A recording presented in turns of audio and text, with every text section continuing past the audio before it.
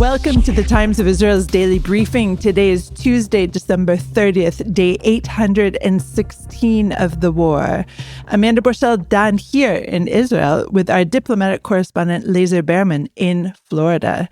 Lazar, thank you so much for joining me today. Good to be here. Prime Minister Benjamin Netanyahu is also in Florida following a series of meetings with high-level officials, including, of course, U.S. President Donald Trump. Lazar is there and will fill us in on what was said and unsaid following these meetings. We'll also hear about a mini media storm that was touched off by one of Trump's off-the-cuff statements and learn what else the Prime Minister is set to accomplish this trip. All this and more when we're back.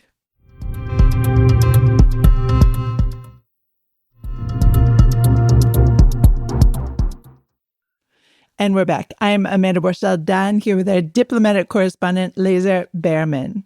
Prime Minister Benjamin Netanyahu held a series of meetings yesterday in Florida, and we are going to speak about all the very important details that came out of them. But Lazar, let's start with the atmosphere. And I just couldn't help but notice that our Prime Minister and the U.S. President were basically wearing matching suits. I don't know if that was noticed as well where you are. But of course, the first question is who wore it better? No, I'm totally kidding. I just want to know, what was the atmosphere like among the two leaders? Yeah, so you could see that the body language and obviously what they said, the content of their remarks was extremely, extremely positive. You heard Trump praising Netanyahu again and again. Obviously, Netanyahu praised Trump as Israel's best friend ever, someone the whole free world is lucky to have in office at that time. That's obviously no surprise. That has been the tone and the direction of Netanyahu's remarks on Trump ever since he came to office a little less than a year ago. But Trump praised Netanyahu again and again as a wartime leader. He even called him a hero.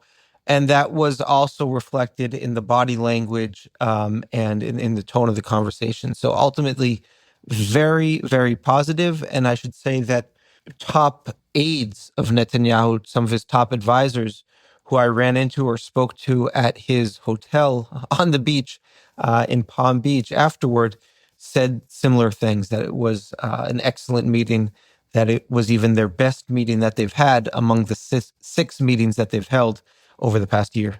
Okay, there were a lot of topics covered in these meetings, and we're going to go through them kind of one by one. Let's start internationally in a way and talk about the idea of an Iran strike. And so it seemed to me that Donald Trump was pretty overtly supportive of Israel taking things in its own hands again. What did you feel? Yeah, Trump made no bones about it that if Iran continues with either its nuclear program or its ballistic missile program, then the U.S. would back an attack or might even join in itself. He said if Iran continues with the missiles, yes, that means he will back an Israeli attack. And if it's the nuclear, then fast. So he will definitely back an attack, and he will back an immediate attack if he sees that Iran is trying to do something with the nuclear program. So he really was not hiding anything. This is a threat. But at the same time, with that threat hovering over Iran, he said that he is 100% open to talking to Iran and open to making a deal, and even expressed some hope that Iran would finally come to the table and make a deal. So this is very much what Netanyahu wants. He wants any diplomacy to be conducted with the explicit threat of a military operation, whether it's Israeli or joint, over that process. And that's what Netanyahu, and it looks like Trump, feel that the way to success is that nothing is going to move unless there is a very, very credible threat of another military operation against Iran that drives them to the table under unfavorable terms for Tehran. Okay, so let's take that model and move to Israel's northern border. And there's a looming deadline there of a December 31st deadline to disarm Hezbollah. And it seems to be that Trump was very, optimistic, if that's the word, that this deadline will indeed be met, though the facts on the ground don't seem to indicate that this is possible. Yeah, so there's no chance that the deadline will be met because we're talking about tomorrow is the last day of that deadline for Hezbollah to disarm. Obviously not going to happen. What I would imagine is going to happen is that you will get in the coming days, coming weeks, a more explicit commitment from the Lebanese government and therefore from the Lebanese armed forces that they are going to move quickly to continue to disarm Hezbollah now north of the Litani River. They say they've almost completed the task south of the Litani River. That means in southern Lebanon, just over Israel's border. But Israel and the U.S. are concerned, and I think rightfully so, that the majority of Hezbollah's arsenal, especially their medium and long range rockets, still exists north of the Litani River. So the Lebanese army is going to have to do something about that. At the same time, I'm pretty pessimistic that A, that Hezbollah will agree to disarm, and B, that the Lebanese army will be able to force it to do so.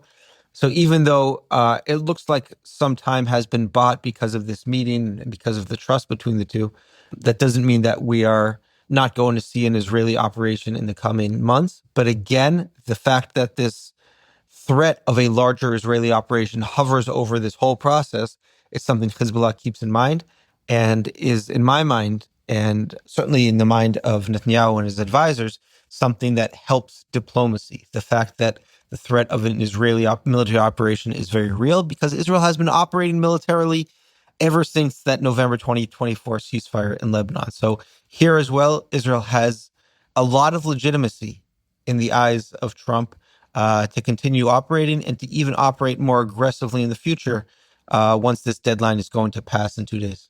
Okay, let's continue on the international stage. And after the break, we're going to drill down very deeply into Gaza, which is obviously a main topic that was discussed at the meeting yesterday.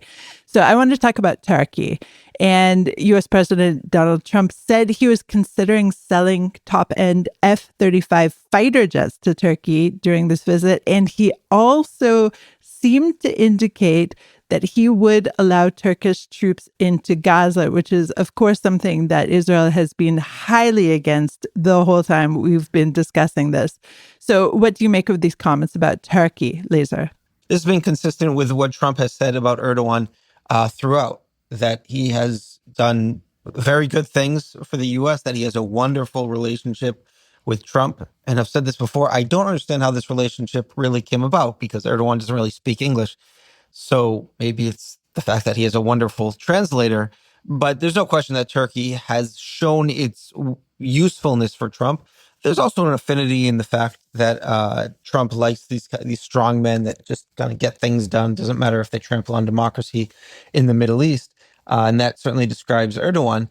But the fact that he has delivered on Idan Alexander, the release of that U.S.-Israeli hostage, and that they've really become central mediators in everything having to do with Gaza in recent months. And Trump recognized it, but at the same time, he said that he's going to make sure that nothing erupts between Israel and Turkey. And he said that they're going to come to agreements. And on the F-35, he said that they're thinking about it very seriously, selling those F-35s to Turkey, but they'll never use them on Israel. So this was expected. It was not a major new disagreement that's going to erupt. It's something that Israel recognizes. It's something that Israel is going to have to deal with, but it doesn't have to get in the way of the other things that Israel and the U.S. are working on together.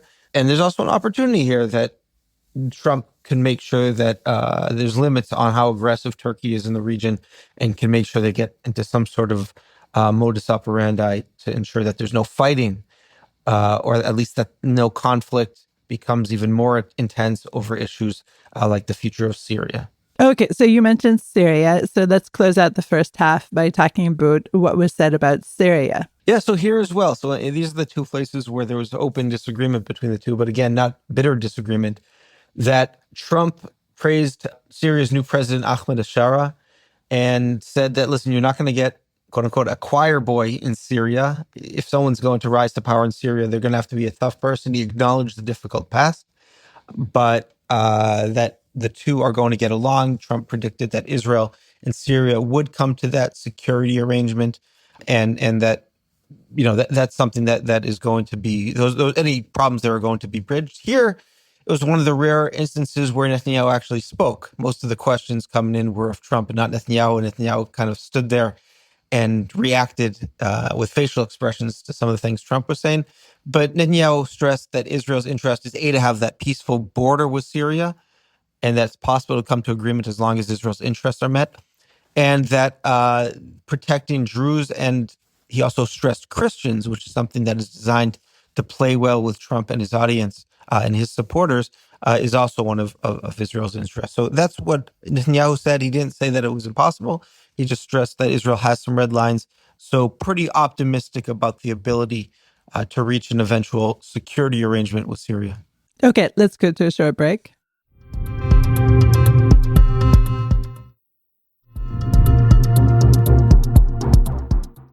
And we're back. I'm Amanda Borschel-Dan here with our diplomatic correspondent, Lazar Berman. So let's turn to domestic concerns. I mean, all that we've discussed are obviously of concern to Israel, but let's talk about Gaza. And Trump was asked twice whether he would allow the beginning of the second phase of the 20-point peace plan before the return of the final hostage in Gaza, who is the slain Master Sergeant Ran Gvili. And Trump twice declined to answer that question. So what do you make of this particular issue, Lazar? Yeah, so I think it's something that hasn't been set. I think Trump, of course, and no one knows when and whether Ron Gvili's body will come back. He was making his remarks after he met with the parents and siblings of Ron Gvili, who he praised, and that always has been something that really touches Trump's emotions. Meeting these families, so that he certainly seemed to be touched by that meeting.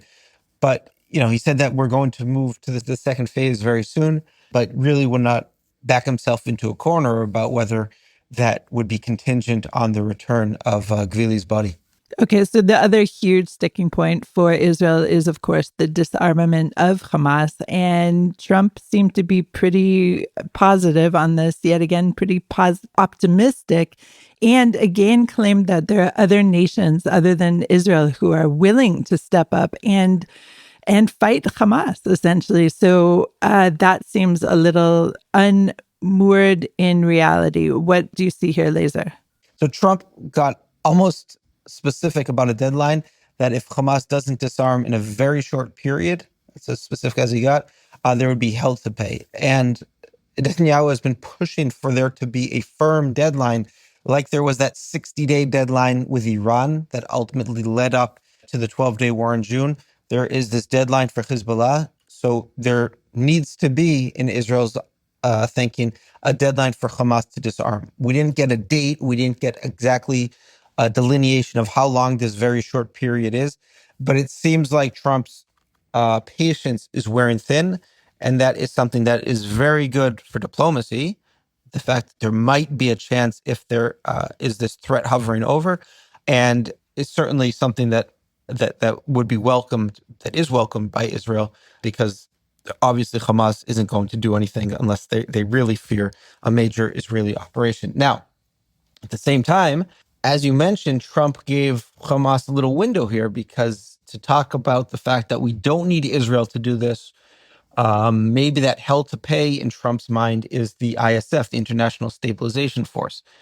It's nothing like Trump describes. No country is saying we're going to go out there and we're going to destroy Hamas and we don't need Israel to do it. What they've been saying explicitly, and many more of them have been saying quietly, is that we're not going to destroy Hamas. We're not willing to send troops there to fight with Hamas. We are willing to send troops there to keep an eye on the peace, or really to get in the way of Israel if it wants to do anything about Hamas. And those are the countries that have even said they're willing to send troops at all. Most countries, and there's not 59 countries that are ready to send troops right now, they want to know what the mandate is. That hasn't been set yet, but it seems pretty clear that the mandate is not going to be to go into Gaza and to root Hamas out of its tunnels and out of its strongholds. So there you have some wishful thinking. But if Trump stays firm on that deadline, then I think that the international pressure, such as it is for Hamas to disarm, will have a much higher chance of working. But you really have to have a credible possibility in Hamas's eyes that Israel is going to return to war if Hamas doesn't disarm.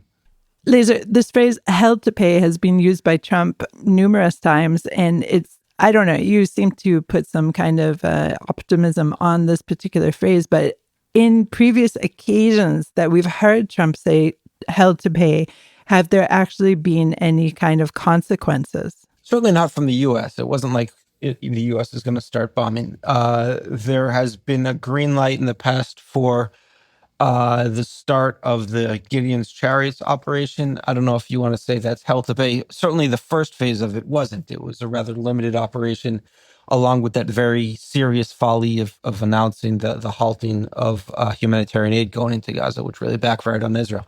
So it hasn't been anything that Hamas was unable to contend with.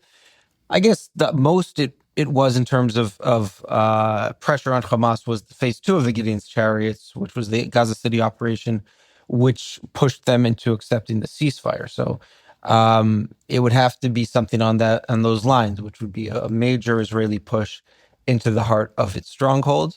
But I think we're still a long way away from there. But again, there has to be clear indications in Hamas's eyes that Israel is starting to move in that direction. And the only way to stop that is to disarm. So right now, that is not the case. Okay. Another potential threat, actually, to Hamas is maybe a little bit out of left field, but there is a question asking about the participation of Palestinian Authority officials in the rebuilding of and the management of Gaza. And obviously, Hamas and Fatah have been rivals for decades. And I just wonder if that question, this looming question of the participation of the Palestinian Authority, maybe even more of a threat to Hamas than any kind of hell to pay disarmament talk. So Netanyahu seemed lukewarm on the idea, shall we say, or perhaps slightly cold on the idea, as he always has been, but he didn't dismiss it out of hand. What do you think about the threat of the Palestinian Authority on Hamas? I don't think that's something that really scares Hamas right now, unless it was going to be done in a way that the Palestinian Authority was really going to come in and force and run whatever parts of Gaza it controls fully and to push Hamas out. Of course, the only other force in the world that's going to fight against Hamas besides the IDF could be the Palestinian Authority. But as of now, it's not in a position to do so. So it would have to be with Israel's backing in a way that Israel would clear out a piece of territory, then hand it over to the Palestinian Authority. Israel's really not there yet. I think it was wise by Netanyahu to not say no, no, no right in Trump's face, but to set a series of conditions. And that's what Netanyahu did. He didn't say it's not going to happen, that the Palestinian Authority is never going to go in, even though that's what he expects and that's what he thinks. It was that there has to be major reforms, and those reforms have not happened yet. But, why not list what the Palestinian Authority has to do, and then in the future, if he has to really put his foot down, then he can. But there's no point in getting into a fight with Trump right now when things are going so well in the meetings that were taking place today. Okay, so talking about some kind of storm, let's talk about the claim from U.S. President Donald Trump that President Isaac Herzog had recently told him that he was going to give a pardon to Prime Minister Benjamin Netanyahu, that it is on its way. So did that set off some kind of media storm in Florida as well as here?